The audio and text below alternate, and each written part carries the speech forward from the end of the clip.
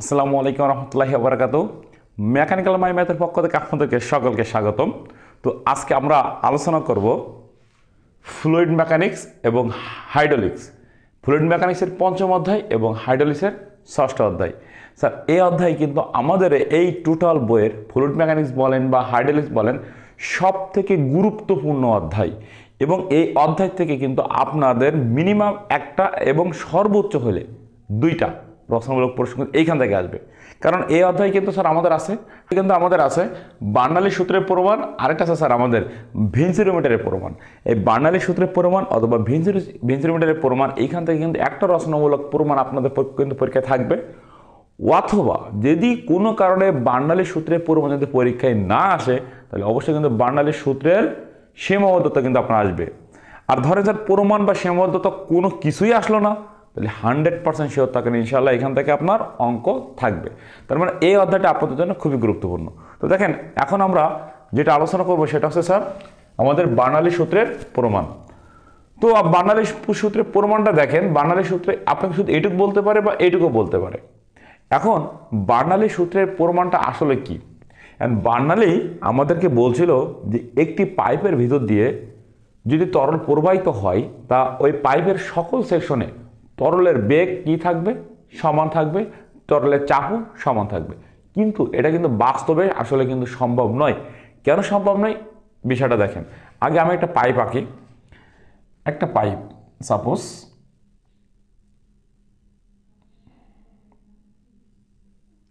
একটা পাইপ, এই পাইপের আমি এখানে একটা সেকশন বিবেচনা করলাম আর এখানে একটা সেকশন বিবেচনা করলাম।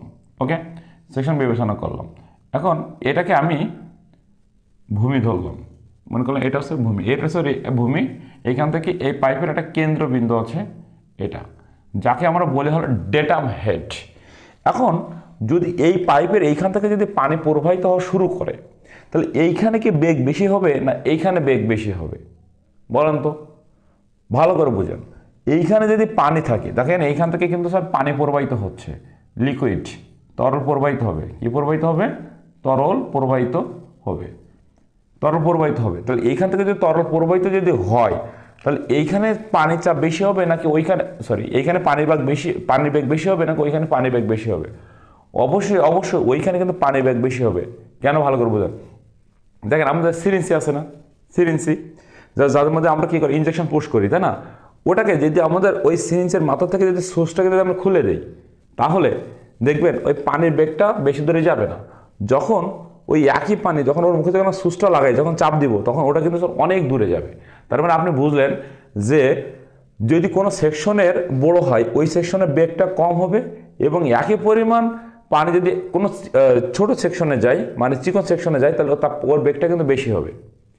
বড় সেকশনের বেগ কম হবে, ছোট সেকশনের বেগ বেশি হবে। এর আরেকটা উদাহরণ দেখেন, আমরা কিন্তু ম্যাক্সিমাম ধরেন স্যার আমাদের এখন মোটরসাইকেল বা বিভিন্ন জায়গায় খেতে পানি দেওয়ার জন্য আমরা কিন্তু মোটরের মাধ্যমে কি ব্যবহার করি, পাইপের মাধ্যমে কিন্তু পানি দেয়, আমাদের টিউবের মাধ্যমে পানি দেয়।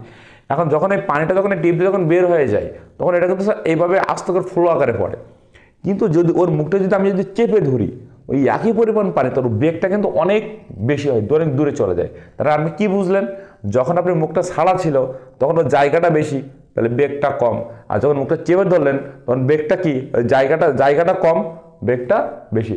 একই পরিমাণ পানি যদি ছোট ছিদ্র দিয়ে বেরোতে চাই বা ছোট পাইপ দিয়ে বেরোতে চাই, তার বেগটা হবে কি বেশি। কিন্তু তাহলে আমরা একটা জিনিস বুঝলাম যে স্যার এটাকে যদি আমরা একটা সেকশন বিবেচনা করি, তাহলে এই সেকশনের বেগের নাম দেবো হলো V1। তাহলে এই সেকশনের বেগটা হবে বেশি, কম, আর ওই সেকশনের বেগটা কি হবে বেশি, কারণ মোটা সেকশনের বেগ হবে কম, চিকন সেকশনের বেগ হবে বেশি। ক্লিয়ার? ওকে, তাহলে এটা দিলাম আমরা কত, V2।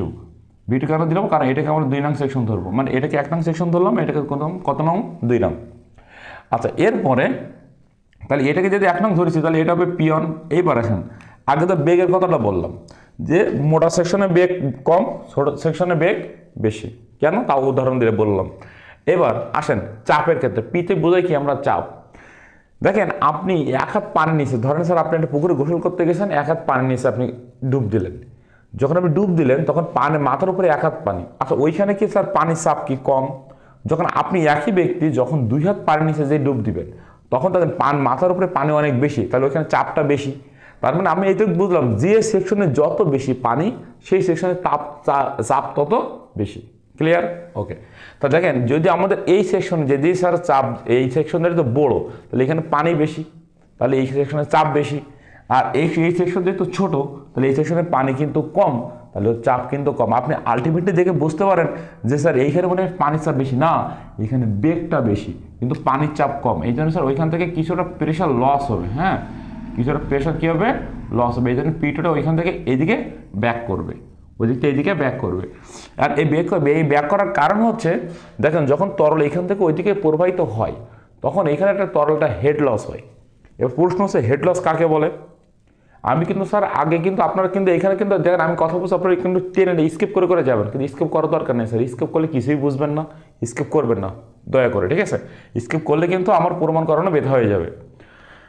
দেখেন হেড লস। এখন প্রথমত লাগবেন হেড লস কাকে বলে। দেখেন তরল প্রবাহের বাধা প্রদানকারীকে হেড লস বলে। বিষয়টা কি? দেখেন এই পাইপের ভিতর থেকে যখন তরল প্রবাহিত হবে, তখন এই তরলটা কিন্তু স্যার এই পাইপের সাইডে কিন্তু ঘর্ষণ খাবে। কারণ আমরা জানি স্যার একটা পাইপের ভিতরটা কিন্তু মসৃণ থাকে না, এটা অমসৃণ থাকে। তখন এই পাইপের দুই সাইডে যখন স্যার এটা কী হবে, প্রেশারে যখন ঘাসা খাবে, তখন ওইখানে কী হবে, যে বাধা প্রাপ্ত হবে। আর এই বাধা যে প্রাপ্ত হয় পানিটা, ওটার নাম হলো হেড লস। এটা আমরা পরীক্ষা আসতে পারে। তাহলে হেড লস কাকে বলে? যে তরল প্রবাহের বাধা প্রদানকারীকে হেড লস বলে। ক্লিয়ার? ওকে। যদি বলা হয় স্যার বিভিন্ন প্রকার হেড লসের নাম লিখো, মনে করেন স্যার এই একটা সাধারণ একটা পাইপ, এই পাইপের ভিতর দিয়ে কী প্রবাহিত হচ্ছে? লিকুইড প্রবাহিত হচ্ছে, লিকুইড। আর প্রবাহের হারকে কিন্তু আমরা কিউ দ্বারা প্রকাশ করি, ঠিক আছে? প্রবাহের হারকে। এখন এখানে এই পাইপ দিয়ে তরল প্রবাহিত হচ্ছে। এখন এটা মনে করেন একটা মুক্ত পুকুরের সাথে আবদ্ধ আছে। এখন এই পুকুর থেকে যখন এই পানিটা যখন এই পাইপের ভিতরে প্রবেশ করবে, এই মুখের একটা কি পুরুত্ব আছে না পাইপের মুখের? তাহলে বলছে স্যার হেড লস, বিভিন্ন প্রকার হেড লসের নাম লিখো। তখন আপনি লিখবেন স্যার এই পানিটা যখন মুখে প্রবেশ করে, তখন এই মুখে কিন্তু বাধা পাবে। পাইপের ভিতরে যখন প্রবেশ করে মুখে কী পাবে স্যার? বাধা পাবে। যখন বাধা পাবে তখন লিখবেন স্যার, প্রথমত লিখবেন পাইপে প্রবেশের মুখে হেড লস। তাহলে প্রথম লিখলাম কি? প্রবেশের মুখে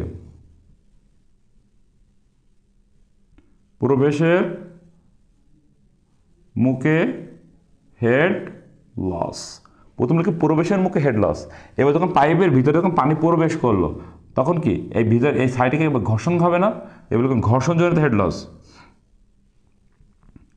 ঘর্ষণজনিত হেড লস। যখন ঘর্ষণজনিত হেড লস, এটা মনে করে স্যার হঠাৎ করে এই পাইপটা স্যার এখান থেকে একটু বড়ো ছিল, এখানে বড়ো ছিল, যখন এই যে বড়ো হয়ে যাবে, এটাকে বড়ো হওয়ার কি প্রসারিত হওয়া। তাহলে লিখবেন হঠাৎ প্রসারণজনিত হেড লস। হঠাৎ প্রসারিত, এখানে লিখবেন প্রসারণজনিত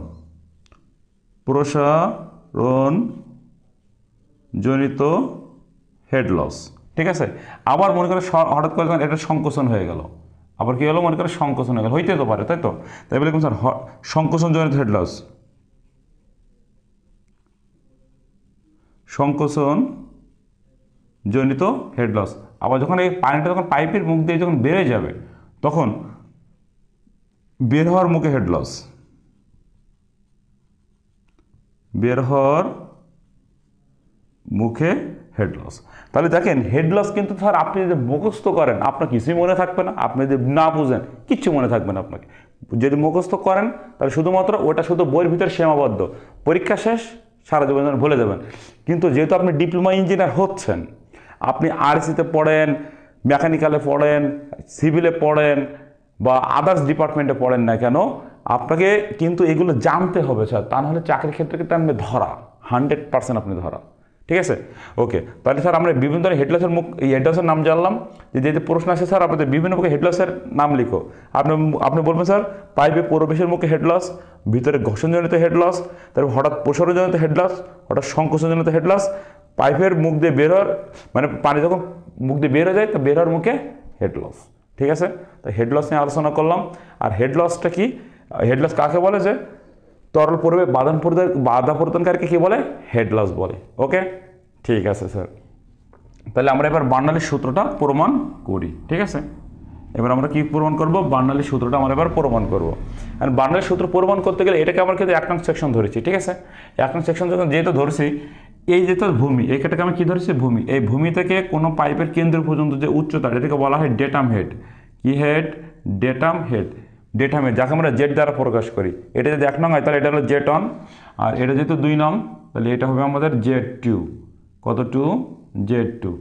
মানে 1 নং ডেটাম হেড, এটা 2 নং ডেটাম হেড। এখন দেখেন এখানে পি1 মানে চাপ, ভি1 মানে কি বেগ, এখানে একটা আছে এ1, এ1 মানে স্যার এর ক্ষেত্রফল। একইভাবে ভি2 মানে কি বেগ, পি2 মানে চাপ, আর এ2 মানে ওর ক্ষেত্রফল। ওকে, এখন দেখেন এটাকে ধরেন এ সেকশন, মানে এই যে দাগটা এটাকে ধরলাম এ সেকশন, আর এটাকে ধরলাম এ প্রাইম সেকশন, মানে এটা জাস্ট এ আর এটা এ প্রাইম। এটাকে ধরবেন বি আর এটাকে ধরবেন বি প্রাইম, মানে জাস্ট নামটাকে ডিফারেন্স করে দিলাম আর কি। এখন ধরেন আমরা এই সেকশনটাকে নিয়ে একটা কাজ করবো, তাই এইখান থেকে যে এই পর্যন্ত দূরত্বটা, এর একটা দূরত্ব হবে, এটাকে নাম দেবো আমরা ডি এল অন। কি দেবো? D L on. মানে ডি মানে কি? ডি মানে ক্ষুদ্র, আর এল অন মানে কি দূরত্ব। ডি এল অন মানে ক্ষুদ্র দূরত্ব। আর এটা নাম দেবো আমরা যে ডি এল টু, মানে ওটা ক্ষুদ্র দূরত্ব, মানে এটা এ সেকশনের দূরত্ব, ওটা হলো বি সেকশনের দূরত্ব। আর এর ভিতরে কিন্তু আমার কি প্রবাহিত হচ্ছে স্যার? লিকুইড প্রবাহিত হচ্ছে, মানে তরল প্রবাহিত হচ্ছে। ঠিক আছে, ওকে। তাহলে আমি আবারও বলি স্যার, এই মোটা সেকশনে, যেখানে এই সেকশনটা যেহেতু এই পাইপটার কি টেপার আকৃতি, তাই না, এই মোটা সেকশনে এর চাপটা বেশি হয় কিন্তু বেগটা কম হয়। আর চিকন সেকশনে যেখানে প্রেশারটা লস হচ্ছে, মানে এই চাপটা কি লস হচ্ছে কিন্তু বেগটা বেড়ে যাচ্ছে। উদাহরণস্বরূপ কিন্তু আগেই বলে দিয়েছি। ঠিক আছে, ওকে। তাহলে একটা জিনিস এবার একটা খেয়াল করেন যে আমাদের এইখানে যে 1 নং সেকশনে, এটা হলো 1 নং সেকশনে, 1 নং সেকশনে মোট 4টা জিনিস আছে। একটা হলো কি jet on, P on, V on, A on, 4টা জিনিস। এই 4টা জিনিসের আগে নাম লিখতে হবে। তাহলে আপনি লিখবেন যে মনে করি এ সেকশনে, এই জেট অন, লিখবেন মনে করি জেট অন এ সেকশনের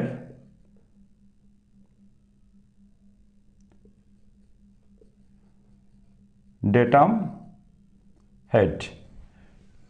এই জেটন হলো এ সেকশনে কি স্যার? এ সেকশনে কি এস? Datum head.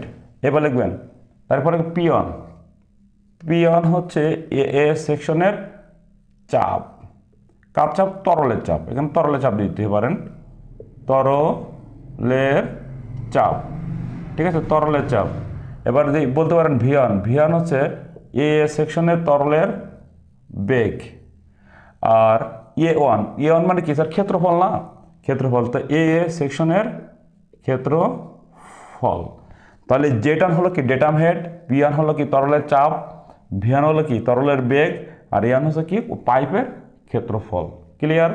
একইভাবে যদি আমরা যদি 2 নং মানে বি সেকশনে যদি খেয়াল করি, লিখবেন এবং এই জায়গায় জেড ওয়ানের জায়গায় শুধু এখানে শুধু 1 আছে, আর ওখানে দেবেন শুধুমাত্র 2। দেখেন এখানে সবগুলো 1 আর এখানে সবগুলো কত?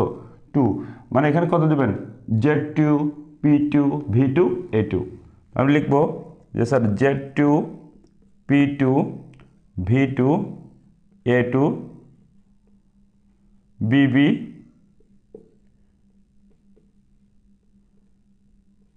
সেকশনের অনুরূপ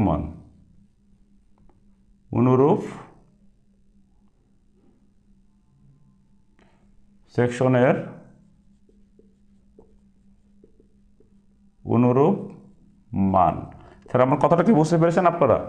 যে আপনাদের এই যে jet on, P on, V on, N, এটা হচ্ছে এ সেকশনের স্যার মানগুলো, আর Z2 P2 V2 A2 BB সেকশনের অনুরূপ মান। মানে কি এ সেকশনে যা বিবি সেকশন তো একই কথা, কিন্তু শুধু এ সেকশন আর এখানে হলো বিবি সেকশন, আর কোনো পার্থক্য নাই। ওকে, তাহলে এবার লিখবেন স্যার অতএব তরলের মোট ওজন। তরলের মোট ওজন মানে এখান থেকে যে পরিমাণ তরল প্রবাহিত হচ্ছে, তরলের মোট ওজন কতটুকু। ঠিক আছে, আচ্ছা এটা লেখার আগে আরেকটা কথা লিখে নিতে পারেন আপনি এখানে, যে এ সেকশন হতে এ প্রাইম সেকশনের দূরত্ব কত? ডিএল অন, তাই না? এই কথাটা লিখতে পারেন। লিখুন অতএব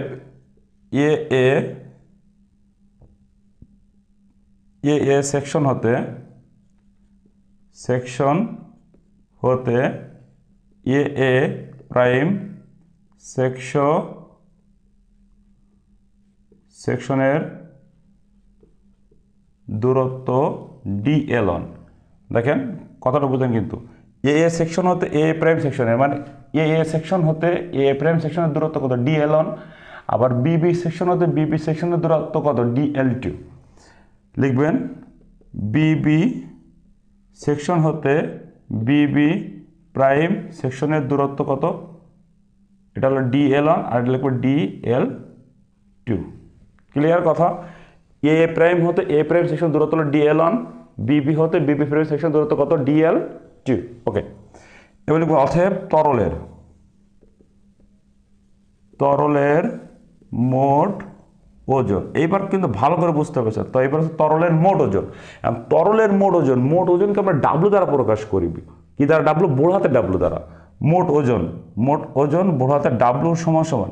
এখন দেখেন তরলের মোট ওজন, দেখেন এক নং এ সেকশনে যে পরিমাণ তরল প্রবাহিত হচ্ছে ওই তরল কিন্তু আমার বিবি সেকশনে চলে যাবে। ঠিক আছে কথা? তাহলে আপনি লিখবেন স্যার ওমেগা A1 dl1 সমান সমান ওমেগা A2 dl2। এই কথাটার অর্থটা কি ভালো করে বুঝেন। মনে করেন স্যার আমি এটা লিখলাম না, সাপোজ। তো দেখেন ডাব্লু মানে মোট ওজন, আর ডাব্লু সমান সমান ওমেগা মানে হচ্ছে তরলের ওজন। কার তরলের ওজন?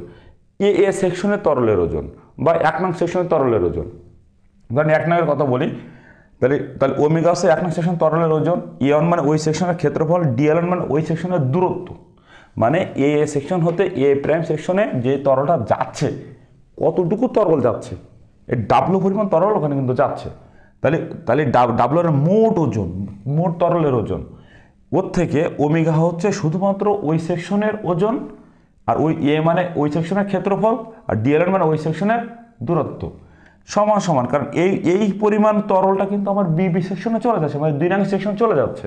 তাহলে এখানে লিখবো শুধু 1 থেকে লিখবো 2 omega A2 dl2। Clear sir কথা? ইনশাআল্লাহ। ওকে, এবার দেখেন এটা সমান এটা, আবার এটা সমান এটা। তাহলে আমরা কি লিখতে পারি না এভাবে যে ডাব্লু সমান সমান, এটা কিন্তু বড় হাতের ডাব্লু, ঠিক আছে? ডাব্লু সমান সমান ওমেগা A1 dl1, আবার এটা সমান এটা ডাব্লু সমান সমান ওমেগা A2 dl2। এটা বড় হাতের ডাব্লু, এটা ওমেগা, কিন্তু ওমেগাটা এ পাশে ভাগ হবে। তাহলে ডাব্লু সমান সমান ডাব্লু বাই কত ওমেগা, এখানে থাকলো কত A1 dl1, এটা ওমেগা এ পাশে ভাগ হবে W by omega A2 dl2। Clear? তাহলে A1 dl1 মানেও W by omega, A2 dl2 মানে ডাব্লু বাই কত ওমেগা। কত বুঝছো? ওকে, ঠিক আছে স্যার। তাহলে এই পদ্ধতিতে আমরা এটুকু যদি বুঝি, এবার দেখেন আমাদের এখানে মোট 3টা কাজ হবে। এরপর প্রথম লিখে স্যার চাপ দ্বারা কৃত কাজ, মানে এই যে যখন চাপ দিচ্ছিল এই সেকশনে কি বলতো স্যার, এই সেকশনে চাপ বেশি, তাহলে চাপ দ্বারা কৃত কাজ। আর আমরা চাপ দ্বারা কি কাজ? কৃত কাজ। আপনি লিখবেন অতএব চাপ দ্বারা কৃত কাজ। চাপ দ্বারা কৃত কাজ মানে চাপের মাধ্যমে কি পরিমাণ কৃত কাজ হচ্ছে। চাপ দ্বারা কৃত কাজ আপনি লিখবেন যে আপনি এখানে P1 A1 dl1 সমান সমান, সরি এখানে মাইনাস P2 A2 dl2। দেখেন চাপ দ্বারা কৃত কাজ সমান সমান কত? P1 A1 dl1 minus P2 A2 dl2। এখন কথা হচ্ছে স্যার এই সেকশনটা মানে 2 নং সেকশনটা কেন আবার মাইনাস হলো? দেখেন 1 নং সেকশনে আমি বলেছি চাপ কিন্তু বেশি, কেননা যে 1 নংয়ে কি তরল বেশি, লিকুইড বেশি। কারণ 1 নম্বরটা বড় সেকশন, যে সেকশনটা বড় সেই সেকশনে কিন্তু পানি বেশি, পানি যদি বেশি হয় চাপ তার বেশি। 2 নং সেকশনটাকে ছোট, দেখতেন পাইপটাকে টেপার, 2 নং সেকশনটা ছোট, তাহলে ওইখানে কিন্তু স্যার পানি কম চাপ কম, এই জন্য কিন্তু স্যার ওইখানে পিটা এদিকে ব্যাক করছে। দেখেন পিটা এদিকে ব্যাক করছে। তাহলে এইটা হলো 1 নম্বরটা পজিটিভ, 2 নম্বরটা কিন্তু আমার নেগেটিভ। কথা বুঝছি? ওকে স্যার, এবার একটু খেয়াল করো স্যার এখানে। স্যার এই যে P1 এর জায়গায় P1 থাকলো, P1 A1 dl1, A1 dl1 এর মান কত? দেখেন A1 dl1 এর মান কত? W by omega. তাহলে আমরা এখানে লিখতে পারি W বাই কত ওমেগা মাইনাস এই যে P2 জায়গায় P2 থাকলো, আর A2 dl2 এর মান কত? W by omega. এই যে W বাই কত স্যার ওমেগা।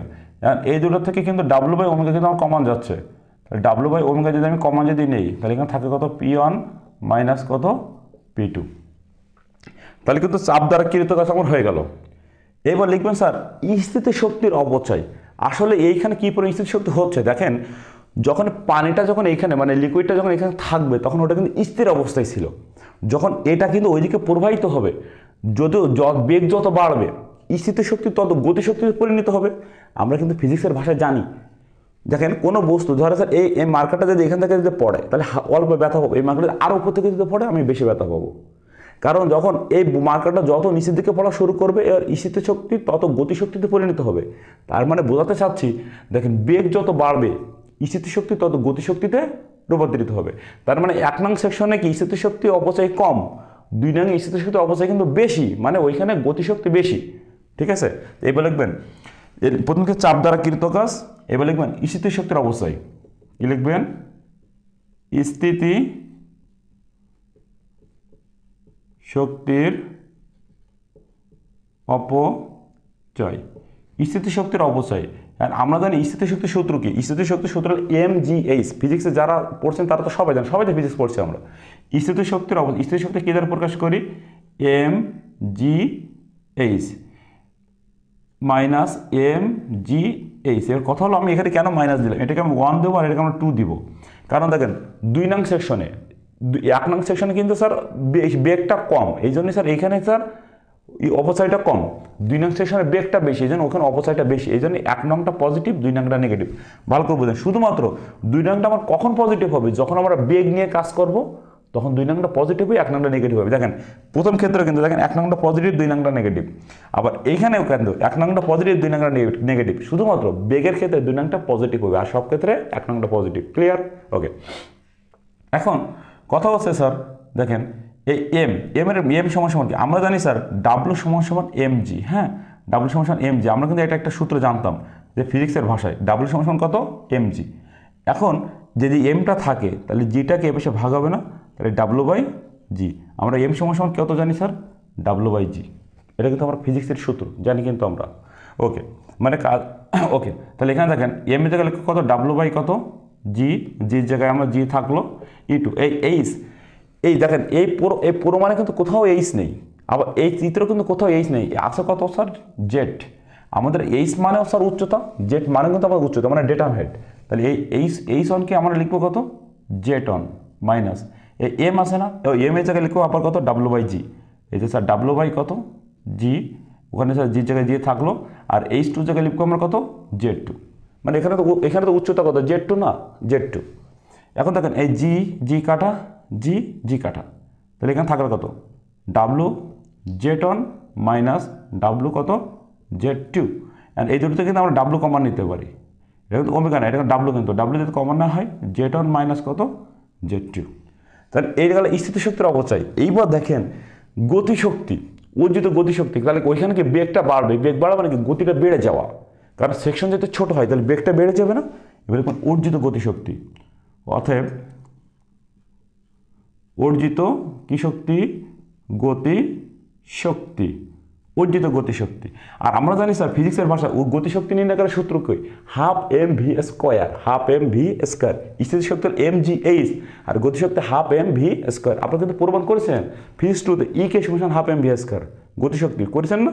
ওকে, তাহলে লিখবেন sir half mv2 square minus half mv1 square. এবার কথা হচ্ছে স্যার এখানে স্যার 2 কেন আর এখানে 1 কেন, কারণ আমি দেখেন সেকশন যেটা বড় বেগ সেখানে কম, এই যে স্যার কম, এই জন্য ওইটা মাইনাস, আর সেকশন যেটা ছোট 2 নং শোষো তাহলে ওইখানে বেগটা বেশি, ওই জন্য এটা পজিটিভ। ঠিক আছে, এতক্ষণ ধরে দেখেন এই 1 নং পজিটিভ রাখছেন 2 নং নেগেটিভ, 1 নং পজিটিভ 2 নং নেগেটিভ, কিন্তু শুধুমাত্র গতিশক্তির ক্ষেত্রে আমাদের 2 নংটা পজিটিভ 1 নংটা কী হবে নেগেটিভ হবে। ওকে, তাহলে হাফ থাকলো এম সমান কত, এই যে ডাব্লু বাই জি, এই যে স্যার আমার ডাব্লু বাই কত জি, আর এখানে ভিটোর স্কোয়ার থাকলো মাইনাস হাফ এম সমান কত ডাব্লু বাই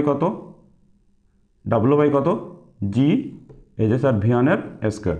এখন এই দুটো থেকে কি কমন যায় দেখেন ডাব্লু বাই 2g, ওপরে আছে ডাব্লু নিচে আছে 2g, ওপরে আছে ডাব্লু নিচে আছে 2g, তাহলে ডাব্লু বাই আমরা যদি 2g যদি কমন যদি নেই এখানে থাকবে কত v2 এর স্কোয়ার মাইনাস এখানে আছে কত v1 এর স্কোয়ার। ক্লিয়ার? w/2g সমান v2 এর স্কোয়ার মাইনাস v1 এর স্কোয়ার। তাহলে আমাদের কিন্তু অলরেডি প্রমাণের 95% ক্লিয়ার। তাহলে আমাদের তিনটা মান বের করতে হবে। একটা হচ্ছে চাপ দ্বারা কৃত কাজ, স্থিতিশক্তির অবস্থায় অর্জিত গতিশক্তি, তিনটা মান বেড়ে গেছে। এবার আমরা এখানে লিখব যে আমরা জানি আমি এটা এখানে শর্ট করে লিখব, ঠিক আছে। আমরা জানি কি যে অর্জিত গতিশক্তি সমান স্থিতিশক্তির অবস্থায় প্লাস চাপ দ্বারা কৃত কাজ।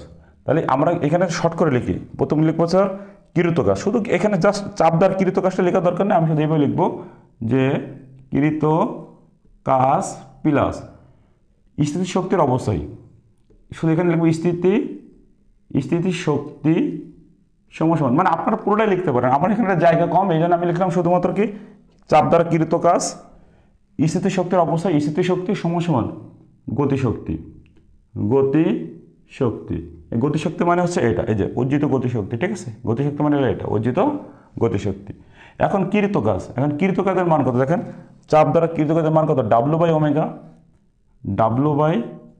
w/ওমেগা p1 মাইনাস p2 প্লাস স্থিতিশক্তির অবস্থায় কত স্যার দেখেন, এই যে স্যার w/z1 মাইনাস কত z2 সমান অর্জিত গতিশক্তি কত w/2g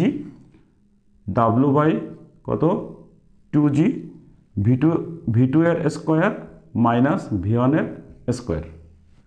বুঝতে পারছেন?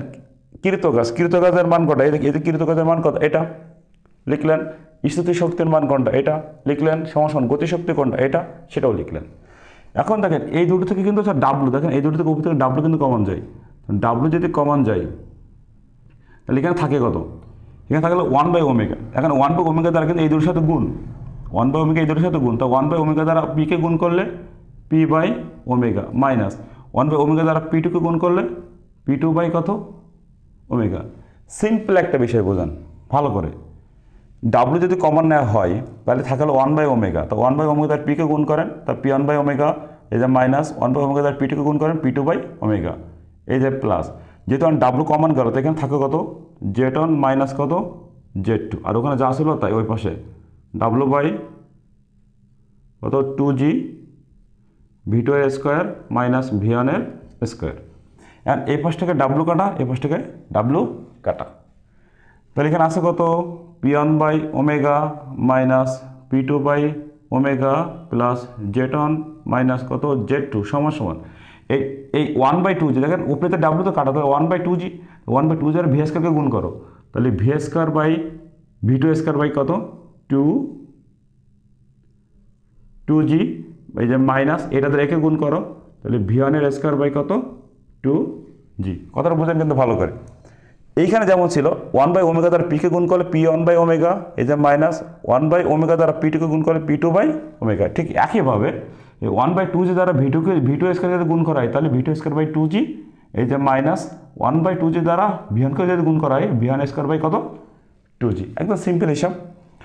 এখন আপনি কি করবেন যে 1গুলোকে এক সাইডে করবেন, 2গুলোকে এক সাইডে করবেন।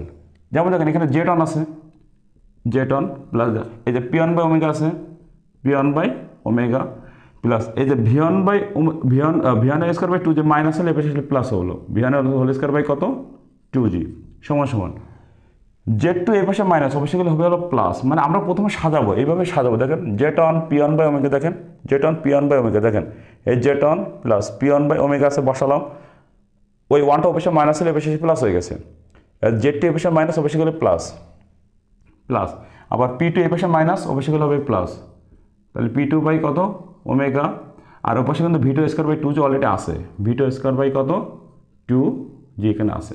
দেখেন এইটা হচ্ছে আমাদের বার্নালির সূত্রের প্রমাণ। স্যার আশা করি স্যার প্রমাণটা বুঝতে পারছেন, কারণ আমি কিন্তু একদম সহজ করে সালিল ভাষায় বোঝানোর চেষ্টা করছি স্যার, ঠিক আছে।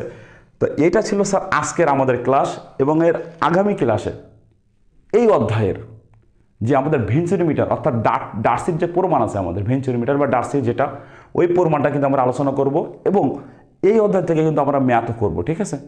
তো আগামী পার্ট দেখার আমন্ত্রণ জানিয়ে আজকের মতো শেষ করছি, এবং আমার ভিডিও যদি আপনার ভালো লেগে তাহলে থাকে তাহলে অবশ্যই অবশ্যই আমার চ্যানেলটাকে আপনারা সাবস্ক্রাইব করবেন এবং অল নোটিফিকেশন করে রাখবেন যেন আমার পরবর্তী ভিডিও আপনাদের কাছে সবার কাছে চলে যায়। এবং এখন থেকে কিন্তু আমরা অবশ্যই নিয়মিত ভিডিও দিব এবং আপনারা কিন্তু ভিডিও পেয়ে যাবেন ইনশাআল্লাহ। তো সবাইকে আমন্ত্রণ, আগামীকাল থেকে আমন্ত্রণ জানিয়ে আজকের মতো শেষ করছি। আসসালামু আলাইকুম ওয়া রাহমাতুল্লাহি ওয়া বারাকাতুহু।